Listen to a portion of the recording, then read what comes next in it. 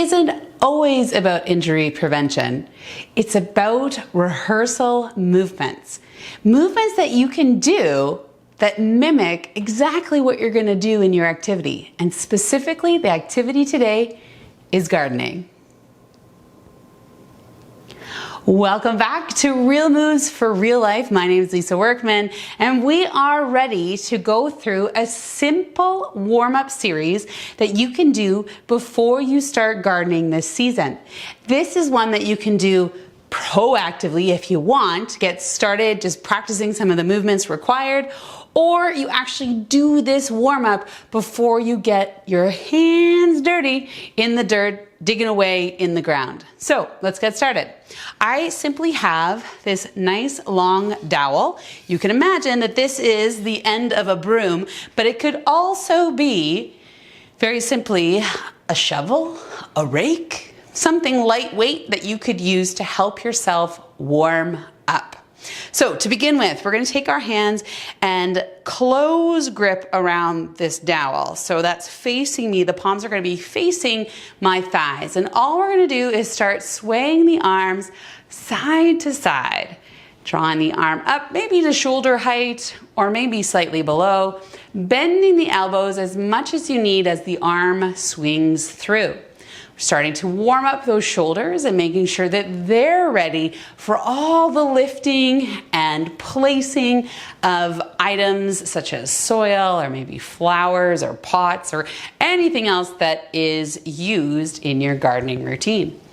Excellent. Now begin to bend forward. So take your dowel and place it right where your hips are. From here, you're going to hinge forward. Wink, wink, nudge, nudge. You can check out my hip hinge exercise video another time. I'll link it in the card above. So we have this hip hinge. From here, we're going to let the arms dangle low. And then to begin to rotate little circles with those hands and arms. Keeping the spine nice and long, we're going to build a little bit of endurance here as we hold ourselves in this position, all the while warming up the shoulder joint. Go ahead and reverse that circle. Around we go. The weight of the dowel is drawing the arms a little bit out of their shoulder socket, so you get that nice opening through that joint. And then take that dowel and bring it back to that hip crease and then press yourself, pressing the hips into that dowel and standing all the way back up. Beautiful. Take the dowel now and place it into the low back. So it could be a little bit higher. I'm actually closer to my buttocks. So my hands are still in that closed grip, although my palms will feel like they're facing away from me now because they're behind me. From this position, we are going to draw the hands up and back and away. And it doesn't have to be a large movement. My caution to you here is that your spine is going to want to bend a little bit backward to draw the arms a little higher. Do try to keep yourself standing nice and tall. Ribs are not moving, just the arm bones in their shoulder sockets. So we're sending the arms back and behind us, back behind. Excellent. Unthread that dowel from behind the back and place the dowel now down onto the ground. You can be holding it in any hand. It doesn't really matter which one you're going to be holding it in.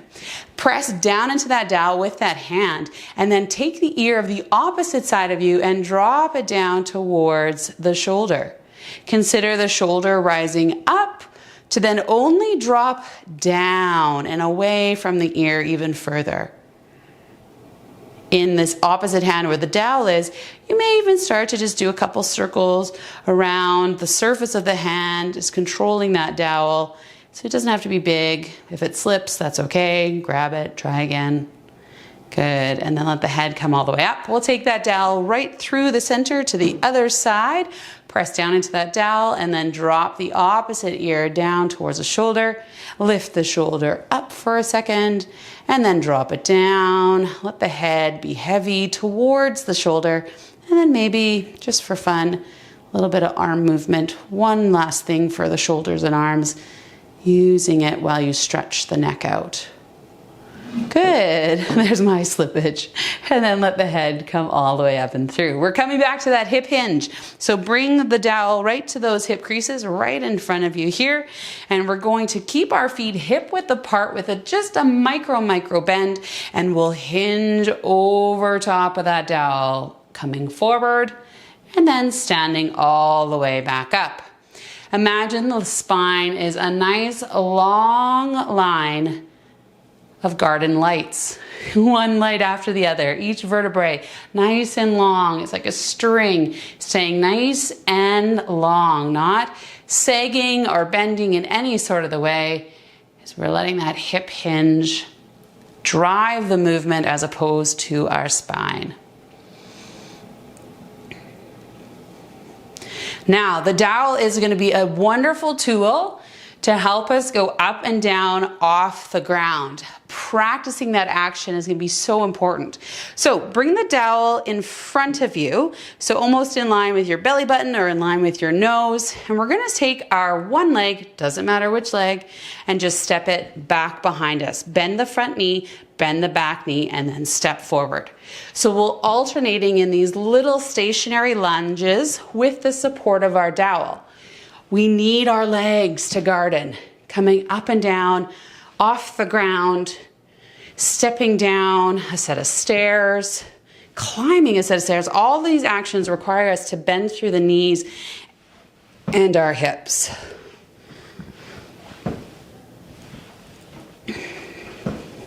Now, for some of you, maybe you want to come all the way down, kneel, and then come all the way up. But decide for yourself what is most comfortable for you, recognizing that you might have some standing beds, so you might not have to get down as low, but some of us might also have flower beds right flush to the floor or the ground. We need to get all the way down. Great, finish with one more, and then come up to stand.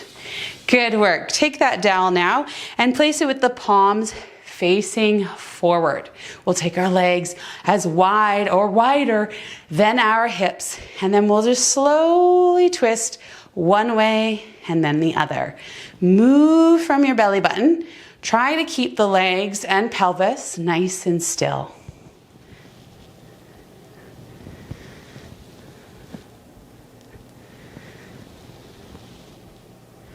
Wonderful job. Last one on each side.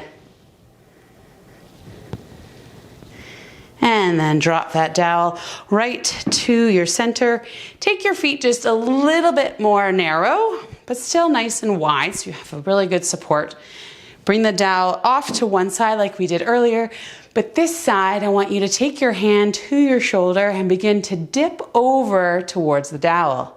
This elbow may reach up towards the sky or stay down depending on how your shoulders are feeling. Come all the way up. Send the dowel to the other side, fingertips to shoulder, and then tip over all the way.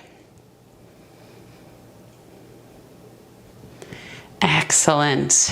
Let go of the stretch. Let the feet come right underneath you. Let the dowel rest in your hand, and we'll just slowly let the dowel drop side to side. Just working on our hand dexterity, getting it ready for any gripping that we need to do. Any sort of awareness to the hands is good for pruning or for digging in the soil, getting those hands ready as well.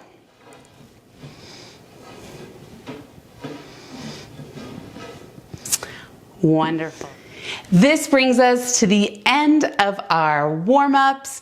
This is really nice to do now, maybe before the gardening season begins, but also really important to do it throughout the gardening season.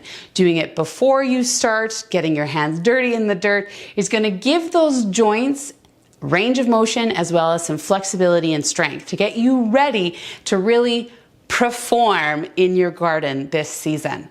In the comments below, I am curious, out of all of those warm-up exercises, which one was surprising? Like one that was like, oh, I didn't realize we needed to do something like this before gardening. Drop it below in the comments. I'd love to hear what surprised you in this video. And if this video is helpful for you, be sure to give me a thumbs up. That'll help the YouTube universe find me and get me out to more people. Because everybody needs help with their gardening, don't they?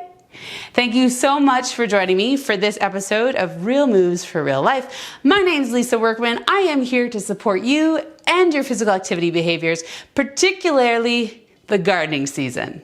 Take care. We'll see you again soon.